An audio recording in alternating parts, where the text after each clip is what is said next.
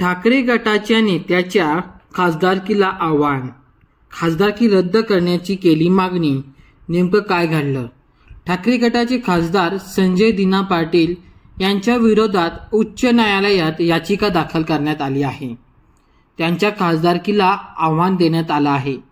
त्यामुळे येत्या काळात संजय दिना पाटील यांच्या अडचणीत वाढ होण्याची शक्यता आहे।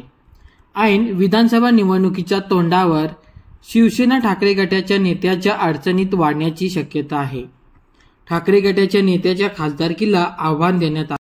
मुंबई उत्तर पूर्व लोकसभा मतदारसंघाचे शिवसेना उद्धव ठाकरे गटाचे खासदार संजय दिना पाटील यांच्या खासदारकीला उच्च न्यायालयात आव्हान देण्यात आलं आहे। इतकंच नाही तर संजय दिना पाटील यांची खासदारकी रद्द करण्याचीही मागणी करण्यात आली आहे। निवडणुकीचा उमेदवार अर्ज दाखल करताना झालेल्या चुकीवर बोट ठेवण्यात आलं आहे।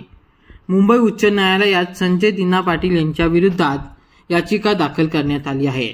शिवसेना उद्धव ठाकरे गटाचे खासदार संजय दिना पाटील यांच्या खासदारकीला आव्हान देण्यात आलं आहे। निवडणुकीच्या वेळी शपथपत्रात आईच्या नावाचा उल्लेख नसल्याने त्यांना अपात्र ठरवण्याची मागणी करण्यात आली आहे। संजय दिना पाटील यांनी उमेदवारी अर्ज भरताना दाखल केलेल्या शपथपत्रात आईच्या नावाचा उल्लेख केला नव्हता।